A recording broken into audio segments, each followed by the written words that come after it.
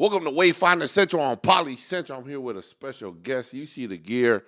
My man Jordan, what up? What up, man? What's happening? How you doing? I'm good. Very blessed. Man, I love that rugby shirt you got on, man. It might be your size. You know, man, Coach be getting old. The older I get, the more I look like I'm wearing Skechers and stuff. You know what I mean? That's the move nowadays. You see, I got my Crocs on. You see the Crocs are work boots. Man, give us a little intro on yourself, man. We see this beautiful apparel. What got you into this game, man? Let us know. Yeah. Well, first, man, I want to thank you guys for having me on here. It's an honor. You know, I appreciate everything you guys are doing in the community and for the community, man. Like to have this outlet for us and this mic kind of spit some game out there. And, You Tongan, right? Tongan descent? Tongan descent and Hawaiian. You Tongan Hawaiian, Toko? Yeah. Man, Hawaiian on my mama's side. the Toko Hawaiian punch. All right. Chief of War. Chief of War, you feel me? You know, it's not very often we get some of the Hawaiians in here, you know what I mean? So the word Wayfinder, I see the name there. Where did you get that? Yeah, so the Wayfinders, before I get into the name, I kind of want to go back to where I started doing clothes. I've always been into like doodling and drawing on stuff. Right. You know, I've always gotten in trouble for drawing on the desk or on my homework instead of actually doing the homework. You ever do that S, you know, the six? That was the Six first line. thing. That was the first thing. Yeah, that was the first thing I knew how to draw, that S. Been into art, you know. I learned a lot of it. I seen a lot of, like, my dad used to do it. Oh, what? Dad's an artist? Or dad was tagging a lot of, you know. He was just drawing on whatever, and I seen him do it, and it just kind of picked up on it. And you know, throughout the years as a kid, you know, I grew up in the Methodist church out of Hayward. Okay. And we had On a B thing Street? called on B Street. Oh, okay. Shout out to the church on Beach. If you know, you know. Yeah. If you know, you know.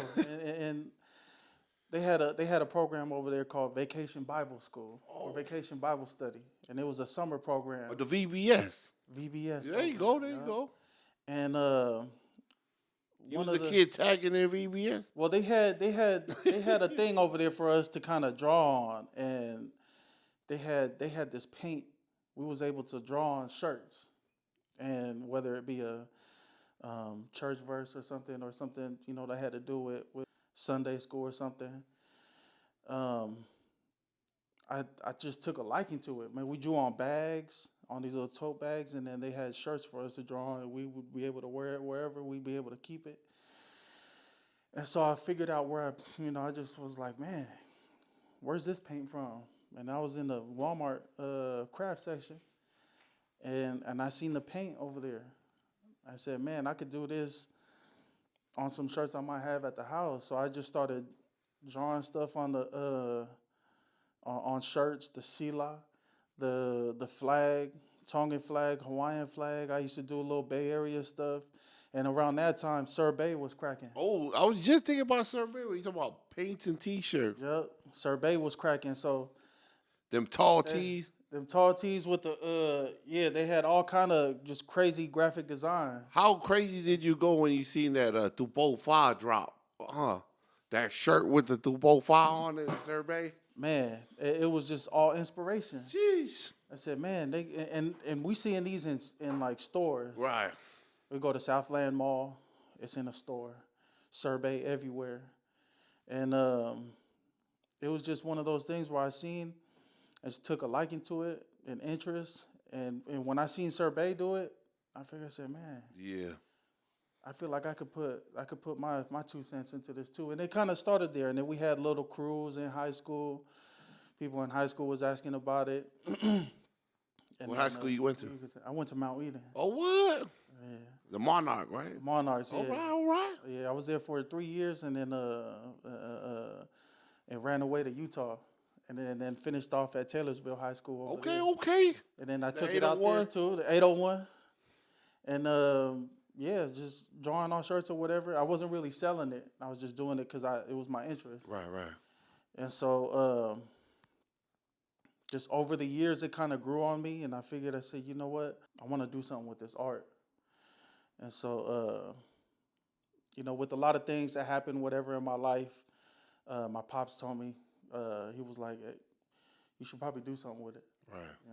Because in the beginning, he was kind of trying to push me away from it, just stick to school. All right. He seen school wasn't really working out for me. He was like, maybe you should do something with that. And so that's a message out there for you youngsters. Got that little tick, right? That little art tick. Because there's a lot of our kids. We've seen the sports. We've seen a lot of the acting, and there's different stuff, mental health. Hey, the art, huh? The arts is very underrated, especially when it comes to the creative process and everything. Like in the beginning, a lot of people won't see that it's worth your time or worth it, especially if it's not bringing in any money. Oh, especially if it ain't paying the bills. I heard that. And it takes time. It takes time to build. I was tattooing for a little bit. Oh, yeah, a lot of the art on my body I tattooed myself. Besides a couple pieces on this arm. You're a creative. You're a poly creative. Yeah, I would say. Yeah, I would say so. I don't know if I'm a designer, but I say I stick to the creative. Yeah, the designers is part of creative, right? Like I feel like if you don't have the vision or the dream, then it feels like it's just a blank sheet, right? And I feel like if you could make that blank sheet and you could bring it into fruition, and then I think you find your way. What you think? Absolutely, yeah. Well, you got people. I want to say you got. Well, it falls under the creative umbrella for sure. You got artists, and then there's designers, and I think designers are more like they do logos better, and then they know like the meticulous part of the art and everything. And artists is just like, for me, it's just whatever I feel like. Right. And whatever's in my head, I'm gonna get it out and put it on a piece of garment, whether it's hats, a shirt, a hoodie. So where did you go from there?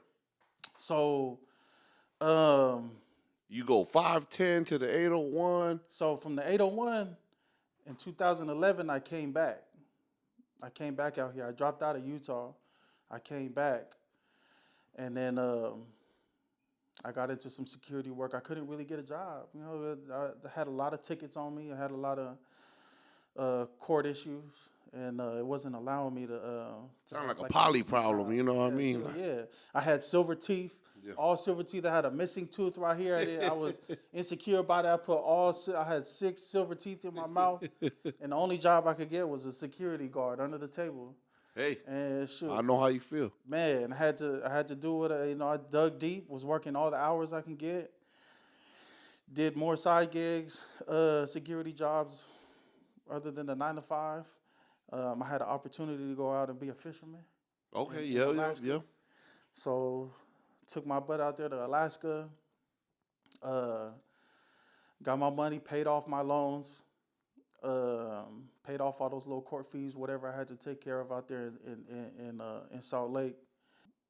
When I decided I wasn't gonna do fishing no more, or I kind of felt like I wasn't gonna do it for. You spent a season out there? Did you hit? I spent a couple years out there, and one of the OGs over there at the time, another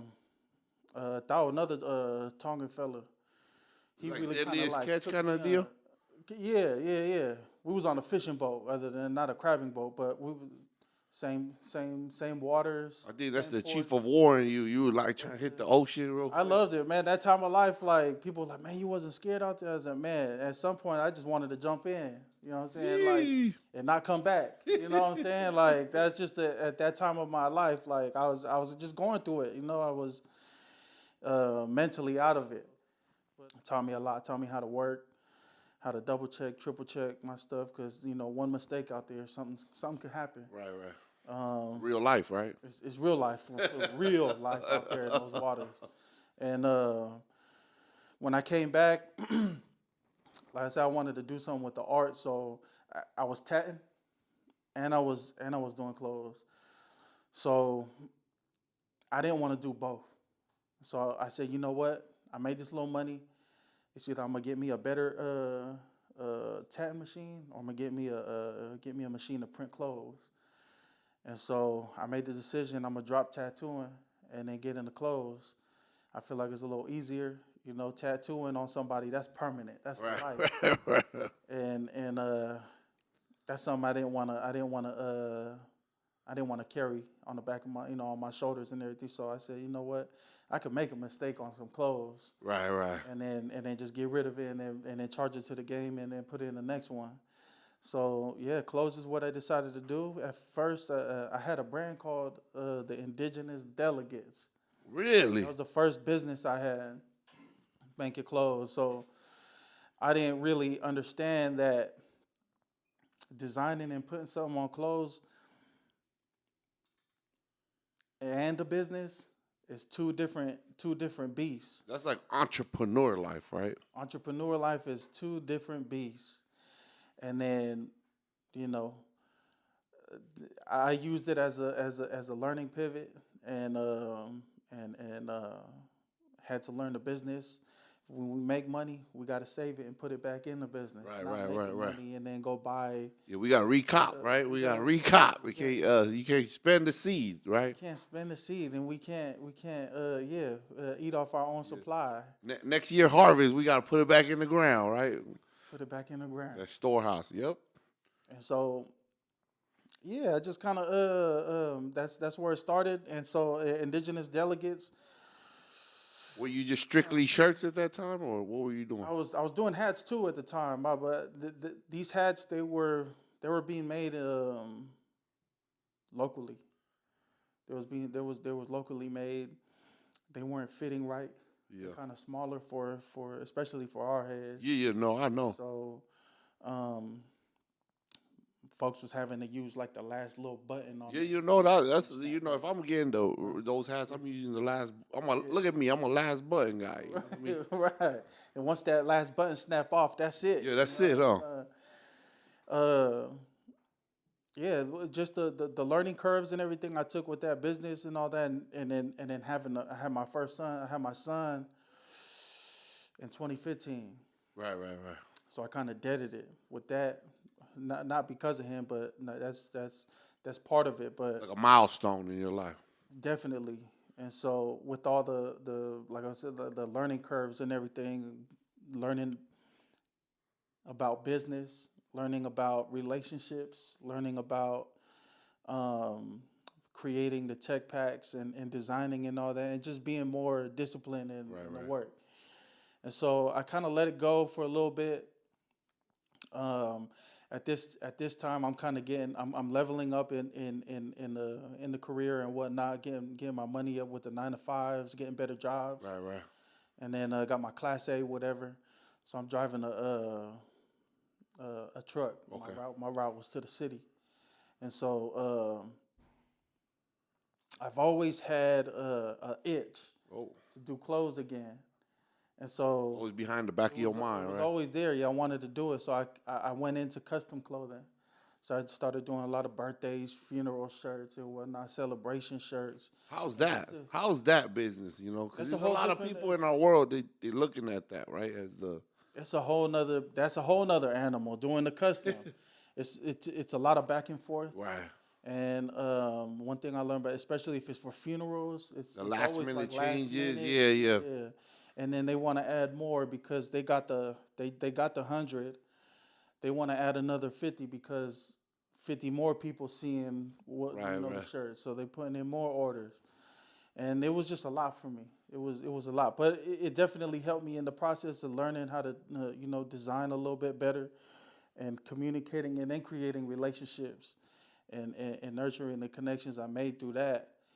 Also on top of like learning more about the business side of it. You make the money, put it back into it. Make the money, put it back into it. So you're networking, accumulating a lot, and you're processing the process. And like, where do you go from there? I mean, what was the next step? So so at the same time, then I was like, you know what? I want to create a brand now. I want to do a brand, and as I'm driving, I want to find this name. Like I don't know the name of it yet. So I'm talking to my partner on the phone, like, Tone, I need some help trying to find this name. I need a name for the business. Right. Yeah, I can't just keep using like my IG tag or whatever. Yeah. Custom shirt boy, whatever it was at the time. And so, as I'm driving to the city now, the nature of the job is finding where you're gonna go on that route. So they give me a manifest. They say you're going to the city. Cool. Now I need to find where these businesses are to deliver to. So that's the nature of the work day. So I'm driving out to the city. I'm like, I want a name that's kind of meaningful and it might mean a couple things. Right. Like a double entendre. Like you read the name, it could mean a few things. Right. And so like I was like trying to find the next stop, find my way, the Wayfinders. Ooh. So I'm driving down the 880 headed to the city, and that's where the name came. That's where the name was made. The ancestors was like, hey, right, what you doing right now? this guy got something going. And so I pulled over. I got to the stop. I pulled over. I instantly went online and started searching, like, is anybody using the name Wayfinder? Right. Nobody. And then, I didn't find nobody. There was one out of Canada that was using the Wayfinders for like a shoe brand. But they closed business. So that name was up for grabs. And that's the trademark search, right? Like you're going through that. Yep, USPTO. Yep, I went through that. I went through the city of Oakland. No one was using it. So I registered it through the city of Oakland thinking that I had got the name. So I didn't know that I had to go through the whole USPTO thing, register it through with the state, feds right? Yeah, the whole country, all that, right? the whole country, yeah. So that I didn't do that till last year, Right. So we finally registered it after a lot of back and forth, with the attorney and all that. We finally made it happen, right? So that's where the Wayfinders. Like, just send us more bread. Yeah. Send us more evidence you're using it. Like, what is it? Like, you don't see all the stuff I'm sending you? And so the process ain't as hard as I thought it was gonna be. Right. So if you have a brand out there and you got a business, go the right direction and get you certified. Get it certified. Get you locked in with your state, with your city, with your county, and with the U.S. Right. Get it down. Get the process down. Yep. That's part of the creative nature is while you in it, in your process, I feel like it's your dream, right? Your dream is always in the background. Like what you do to make money is one thing. What you do to fulfill your purpose in life is another thing. You know, how you affect the world. And I feel like what happens with your brand is that's your purpose in life, right? Is to bring creativity or bring art out. Especially if it's in you, it's bringing it out to others. And like I was introduced through my kids. My kids has a hat, and he's in his little teenage phase. Like he's cool and I'm not. I grabbed one of his hats for the show. He was like, "What you doing with my hat, bro?" Like, I said, "Don't worry." I told him tonight, "Don't worry, I'm gonna go see Wayfinder right now." He said, "Oh, you better grab me a hat, bro." I said, "You know I'm about to grab you a hat, bro." My wife's like, "Hey, you too old now." I said, "All right." So through that whole process, what's the hardest part of this entrepreneur / designer / creative life? That's a good question. I want to say compartmentalizing the different positions, and when it's time to wear the designer hat, the creative hat, it's time to wear the creative hat. When it's time for the numbers and the business, it's time for that. It's just separating all those things and the personal life and whatnot, and having discipline. Oh, numbers do not lie. People lie, but numbers, they tell the truth, and like they say, hard work doesn't lie, and the results will show by the amount of work you put in. So,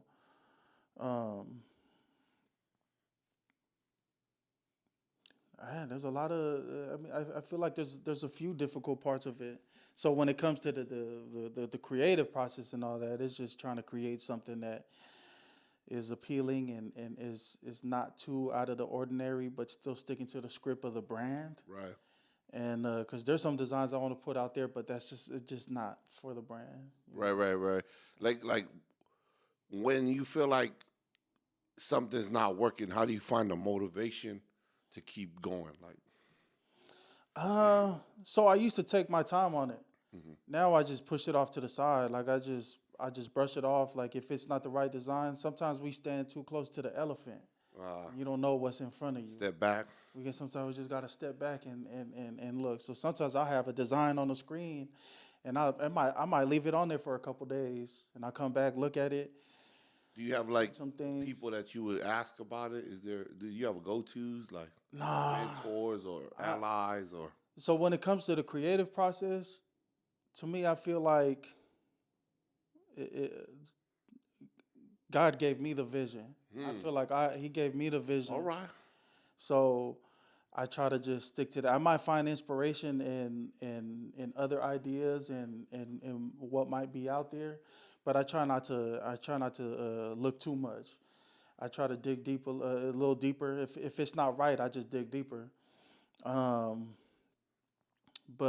as far as like external forces and external inspiration, I try to keep it at a minimum and more just utilize what the creativity, because He's giving it to me. It just might be something I might just be thinking about the bills I got to pay that week. It might that be part. thinking what the kids gonna eat today. That part. So I sometimes I gotta take the time and step back and go handle these things, go get those out the way, and then come back. Then it's gonna come because it's there. It's in my head. It's there. It's there. It just gotta come out. You gotta step back. I I like to have. You said you were saying there's a message on every hat. Every hat we have, every garment, every shirt, anything that we produce, down to the packaging, it all has a message on it. Whether it might be something bold or just something something minor, but it's. I don't know how you knew, but this is mine for sure. Is pray with me, don't play with me. That's all you. Man, it's in the U. It's in the It's in the USPTO. And on the side says only us stop us.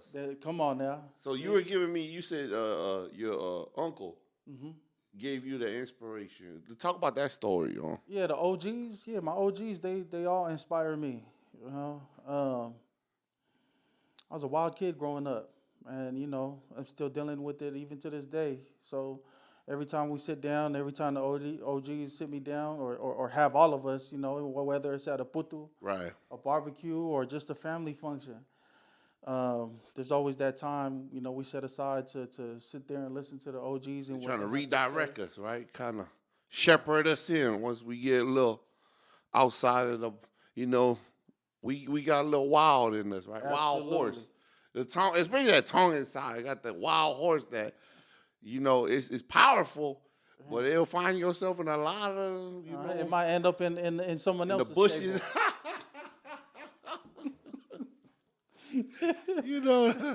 So the OGs got to bring us back, right? So I cherish those moments, and one of them, one of the sayings on the hats is "forward ever, backward never." Woo! So that's Uncle Sam right there. He always sets us right. He games us up. I respect the OGs, and because they've been through it. Right. They've been through life, and I feel like they've been through. We going through some stuff now, but the moves that the OGs made and our parents made to come out here to the U.S. with no lick of English, like that's a power move and a sacrifice that I got to respect that. And if I don't follow the code, if I don't follow those moves, I'm just disrespecting everybody that came before me. And that's a disconnect. I feel sometimes that as youngsters growing up here, whether you was born here or you just got here and you grew up and spent the majority of your life, I feel like sometimes we negate the process and the bravery that it took to come out to a new world, learn a new language, master it. We making fun of them, but they mastered how to make money. They mastered how to provide, hold the family function, buy homes. Exactly, and do what it takes. So like your brand says Wayfinding, and I feel like to this day, we still finding a way, right? Like you said, forward, right? We gotta think forward. Where are we going forward with Wayfinder? What's to come? I'm hoping to go international. There you go. So right now we just ship to the the 50 states, but I hope to grow and to start shipping out to Australia, New Zealand. What do you the think islands. about that Tonga Versace? You know the Versace. That was pretty dope. That was dope, that right? was dope. It's something new, but yeah, if they won, it probably would have been better. Oh yeah. You know, that Versace song, that Versace on the floor would have been Versace on the dough. Yeah. But yeah, I That's the love it. closest I'm gonna get to Versace. You know what I mean? I love it, and hopefully I can work with them one day. Yeah. You know, hopefully, and The get them some collab, the gear. collab. Yeah. Get a collab going with the with the Tonga Rugby League, or even any of the islands. I'm up for it. Tap in. I'd love to. It'd be a full circle moment for sure. So anybody that are interested, hit bro up. Any special shout outs to anybody out there that you think about when you over here? Man, I feel like shouting out a lot of people, but I don't know if I'd be able to do it before I miss somebody. Yeah, I mean, on the way over here, I was talking to my partner Petey. Yeah. Shout out to Petey and everything he's doing. Yeah. Man, see, I'm gonna just go into it. Mobligated, everybody Yo. doing their thing. Yeah, Let's go. Partner Jay over there. Yeah. Man, everybody doing their thing. 200. 200. See, I might forget it was a Beast Oakland. So I'm gonna just start name dropping Drop everybody. 'em, drop 'em. Yeah. Because what we do is we make sure that you find a way. You understand? We're gonna do the Wayfinder thing and help you find your way. Shout out, Fusi and her team. Everything she's doing at Apex. Tapa. Oh, the Apex, the Tapa. yeah, Yeah, all right. shout out Yeah, to they them. doing it Fusi out there. always dropping game. She always whenever we get a chance and chop it up, she's always dropping major jams. Inspiring, right? They're Motivated. diamonds, and I take it. So yeah, just shout out to everybody out there. Shout out to the family. Shout out to my kids. The Wolverine, the North Cal Wolverine, right? Yeah, shout out Malu to Fitness. We see Malu you, Fitness. Coach Marcus, Yeah, man. Congrats on the The dub. dub. We didn't get it this year, but we gonna figure it out. Yo, you all already good. know. You already know. Yeah, there's a lot of people that I feel like I'm gonna forget somebody, and they're gonna hit me up after like, hey. Don't worry. We forget them. We'll put them on the next one. Shout out to everybody out there doing their thing, the hustle, the grind, Right. and doing the hard work. Stay disciplined, and Give us get a your message. business. What's your final message to the world? Like, Stay prayed up, keep the faith, keep the faith. Yo. and stick to the code. Right. Like listen to the OGs, and we talking about the real OGs. Listen to your parents, your uncles, and if they ain't got the right message, Don't follow them, right? don't follow them. Yeah, no, because I mean we sometimes we tend to fall into what's comfortable for Right. us, and fall into following those that just comfortable with letting us do whatever we want. Even when we're going down the wrong path. I mean, one of the quotes today I read when I woke up today, because Sunday is an inspirational day. 80% of the game is staying away from the wrong people. You know what I mean? If you keep your circle with people who's positive, that they're always looking for solutions, and they always want to challenge you, those where you want to go, right? Absolutely. Because you're going to go somewhere. Like you said, the numbers don't lie. In the sports, we say the film don't lie. That's what we say, right? Shout out to you. Play rugby too, right? I played a little rugby. The Hayward Griffin. Yeah. Shout out to the Hayward Shout out Griffin. to Weaver. Hayward Griffins, man. Yeah. And then you balled in Utah? Bought a little bit out there in Utah, at the U, and and Mana Rugby. Well, you did Mana and the U? Yeah. Sheesh. Yeah. What haven't you done? I feel like you're like I feel like you're a wealth of knowledge. You know what I mean? Yeah, I don't want to say anything inappropriate. Yeah. No. I mean, but the you gotta know that there's a story to everything. You know what I mean? And there's history. Like Jesus is a perfect man, but he wasn't born in the palace, right? He was born in the farm with the funk of the farm. Some of if you want to break it down, go to Coalinga or go back to one of the on your way to Sac and you take a whiff of that air.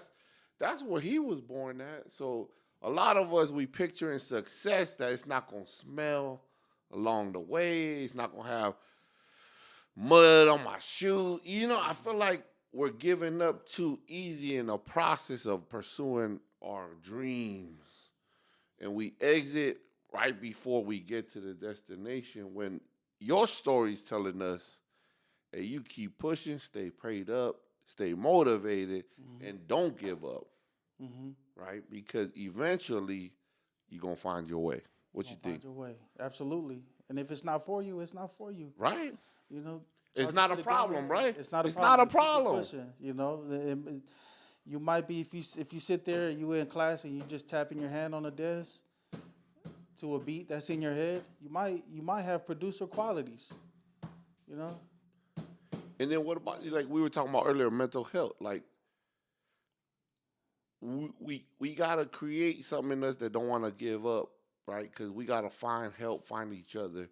And I feel like if it's faith or not, you gotta find someone. Don't just give up, right? Because we got a lot of youngsters tuning in, and they might think the only way is the last way, the ending it all, And it's like what do you think about finding help? It took me a long time to listen to the OGs. Yeah. Because for a minute, I do whatever I wanted to do, whatever path I was going on. And it took me a long time, and it came to a breaking point, and one of them sat me down and was just like, we're not family. Like, we don't share the same blood, but I love you like my own son.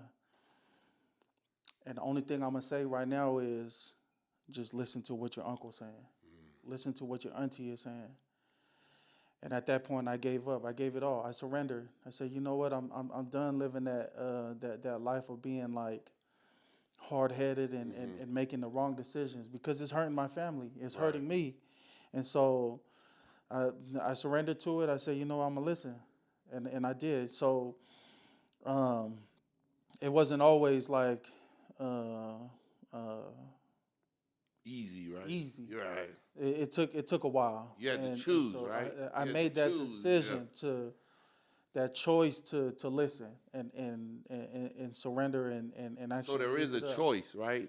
Like it ain't just out. That's the only way.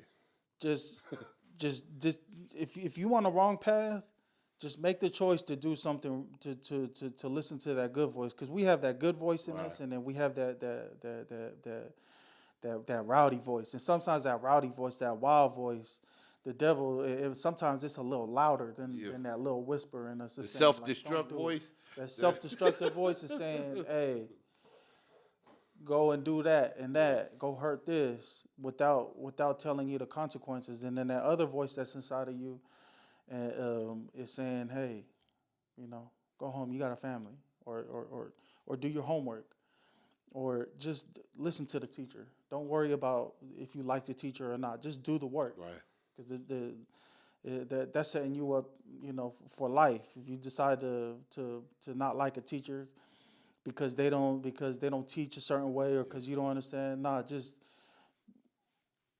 figure out a way to read the book and put the answers on that homework or that test and graduate. Because the teacher ain't gonna be there forever, but your test scores and everything is gonna show. The results is gonna show. The results don't lie. Yeah. And so because of that, we appreciate you, Togo. Appreciate you. For you're welcome anytime.